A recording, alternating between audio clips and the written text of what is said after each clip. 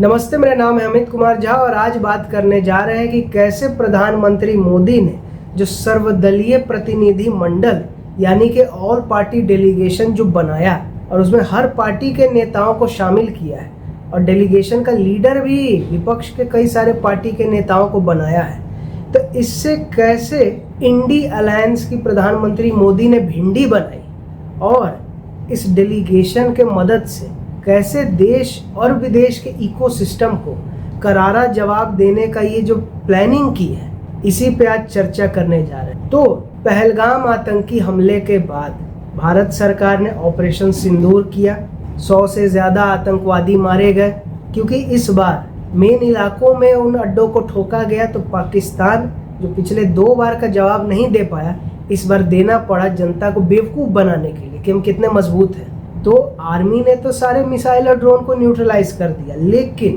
भारत ने जो कार्रवाई की तो वो चाइनीज डिफेंस सिस्टम भी ठुका, एयर बेसेस भी पाकिस्तान का ठुका। लेकिन अब इसके बाद देश के अंदर और देश के बाहर लोगों ने सवाल खड़ा करना शुरू कर दिया कि नहीं, चाइना का तो सिस्टम कितना अच्छा है, टर्की का कितना अच्छा है, पाकिस्तान का खुद का भी जो इंडिजिनस है थोड़ा बहुत वो भी कितना अच्छा है, भारत के तो फाइटर जेट्स गिरा दिए। जो राहुल गांधी भी पूछ रहा है कि कितने फाइटर जेट्स गिरे भारत के, मतलब पाकिस्तान का ही नैरेटिव यहाँ घुमा के बढ़ा रहा है। तो और ये ऐसा लोग है लीडर ऑफ अपोजिशन, तो जो लोग वोट देता है उनके लिए शर्म की बात है। तो क्योंकि भारत सरकार ने अमेरिका की तरह मीडिया नहीं खरीद रखा है, जैसे CNN बाइडेन की पार्टी वाले ने खरीद रखा है अघोषित तौर पर ही, और फॉक्स न्यूज़ ट्रम्प की पार्टी वाले ने खरीद के रखा हुआ, यहाँ ऐसा कुछ नहीं है। तो यहाँ का खुद का मीडिया भी कुछ बोलते रहता है खिलाफ में।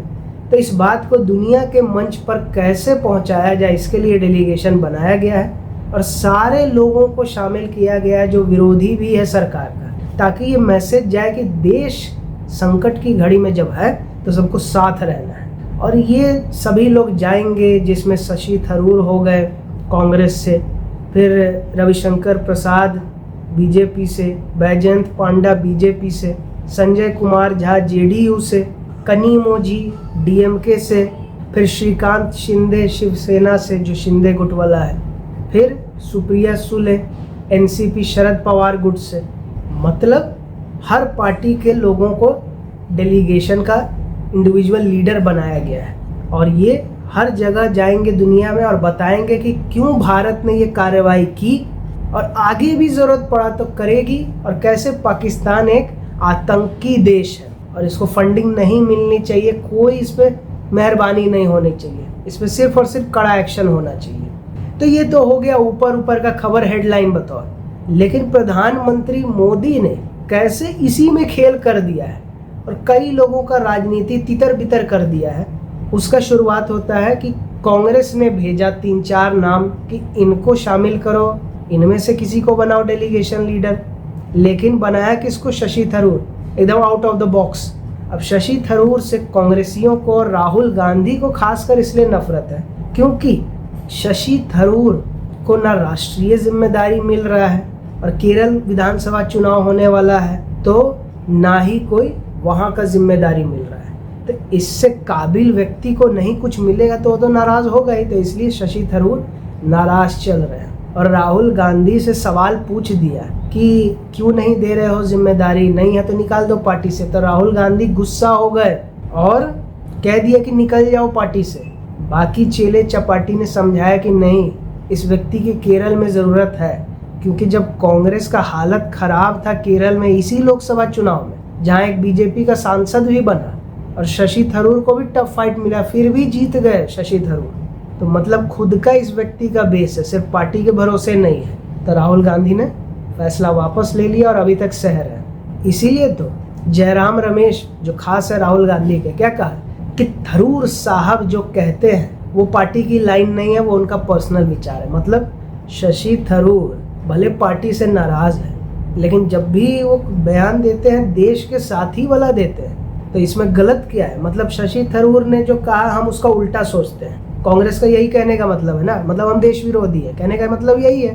क्या बोलता है इन लोगों को खुद ही कुछ मालूम नहीं है। क्योंकि राजनीति में तो अर्थ का अनर्थ निकालना काम ही रहता है, तो मतलब तो यही हुआ। और अन्य मेंबर्स में काफ़ी कांग्रेसी है तो उसको वापस लेने का फैसला नहीं किया, क्योंकि कांग्रेस राष्ट्रीय पार्टी है, हर तरह के लोगों को इससे डील करना रहता है, तो सबको खुश रखने के लिए कह दिया कि हम सरकार से खुश तो नहीं है, ये सब अवसरवादी है, इतना हम लोगों को गाली दिया, अब क्यों ले रहा है साथ ये वो, लेकिन फिर भी हम सरकार के साथ है, बेमन से बोल दिया। लेकिन तृणमूल कांग्रेस, क्योंकि सिर्फ पश्चिम बंगाल भर रहना है, सिर्फ जिहादी का वोट से मतलब है, बाकी वहाँ का जो इलीट वर्ग है हिंदू में, उसका हिंदुत्व तो खत्म हो चुका है, गरीब को तो कुचल के रखा हुआ है, तो क्या ही बोलेगा, क्या ही करेगा, डर से जी रहा है।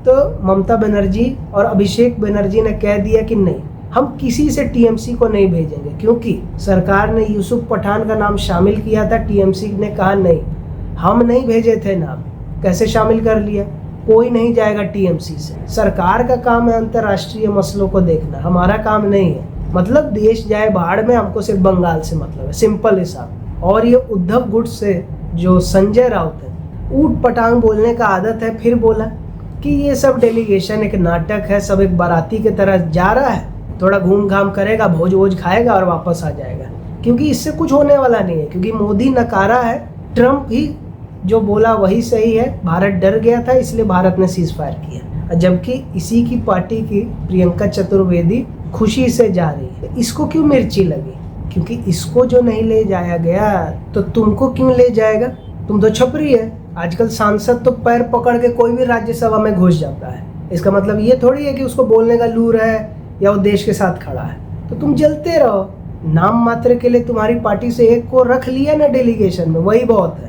चले हैं विरोध करने, इंडी वाले मत जाओ। अच्छा, और सबसे मेन गेम तो असदुद्दीन ओवैसी के साथ किया गया। जब से ये पहलगाम आतंकी हमला हुआ, उछल उछल के ओवर एक्टिंग करके बोलने लगा कि पाकिस्तान सुनो, हम तो तुम्हारे ये हैं, हमसे मत उलझो, तुम तो ऐसा है, तुम तो वैसा है। जबकि पहले कोई भी मसला होता था देश के साथ खड़ा होने का, तो हम भारत माता की जय नहीं बोलेंगे, ये देश तो हमारे अब्बा जान का है, ऐसे एक्टिंग करता था। अभी एकाएक लग रहा है कि देशभक्ति का क्रैश कोर्स कर लिया है, तुरंत देशभक्ति सीख लिया है और ओवर एक्टिंग कर रहा है। तो इसको लगा कि यूसीसी ये सब जब सरकार लाएगा तो जनता विरोध करेगी कि देखो ओवैसी इसके खिलाफ है, मतलब जरूर इन सब में देश का हित नहीं है, तो सरकार पे दबाव बनाएगा तो ये सब वापस लेगा। लेकिन सरकार उतना लेवल उठने ही नहीं देगा, इसलिए ना तो डेलीगेशन लीडर बनाया,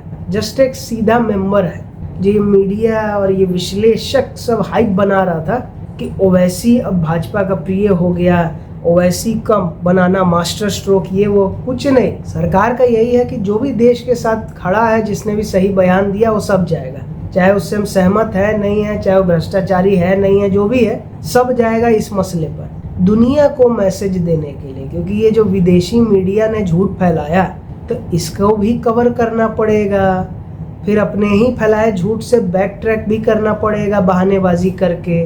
और यहाँ का भी जो मीडिया और विपक्ष सवाल उठा रहा है, राहुल गांधी जैसा, उसको भी मुंह बंद रखना पड़ेगा, किसी दूसरे मुद्दे पर भागना पड़ेगा।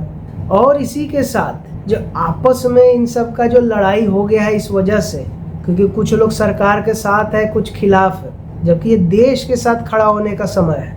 आपस में इंडी का तोड़ फोड़ मच रहा है, आपस में झगड़ा हो रहा है, तो मतलब प्रधानमंत्री मोदी जो हैं वो इस राजनीति के खिलाड़ी हैं और बाकी सभी लोग प्यादे की तरह है। प्यादा को लगता है कि हम टेक ओवर कर दिए, तभी खिलाड़ी एक पासा पलटता है और फिर लगता है कि अरे ये क्या खेल हो गया।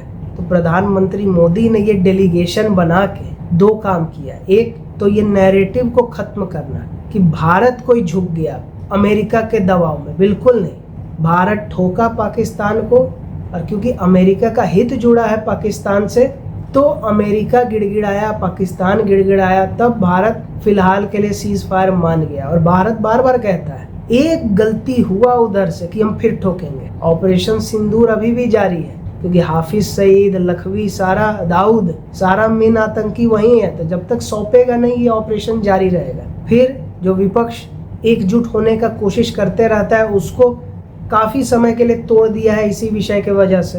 तो मतलब देश हित और पार्टी हित दोनों सद गए इसे एक फैसला से। और इसलिए प्रधानमंत्री मोदी के फैसलों को मास्टर स्ट्रोक कहा जाता है, क्योंकि वो सिर्फ तात्कालिक फायदा नहीं होता है, उसका बहुत दूरगामी परिणाम भी होता है।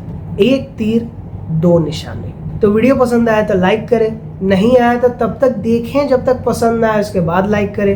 वीडियो ज़्यादा से ज़्यादा लोगों तक शेयर करें ताकि उनको पता चले कि ये जो ऑल पार्टी डेलीगेशन है ये कोई सिर्फ मैसेज अपना पहुंचाने के लिए नहीं है, बल्कि विपक्ष को भी तोड़ने के लिए है।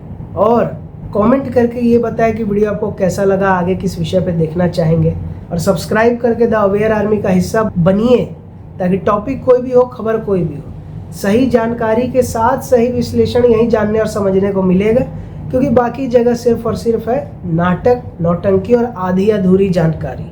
और आर्थिक सहायता जितना हो सके उतना ज़रूर दें, क्योंकि सच को मजबूत करना ये आपका भी काम है as a viewer, as a दर्शक। और आप मेरे इंस्टाग्राम चैनल को भी फॉलो कर सकते हैं जो आपको दिख रहा होगा स्क्रीन पर। और वीडियो देखने के लिए बहुत धन्यवाद।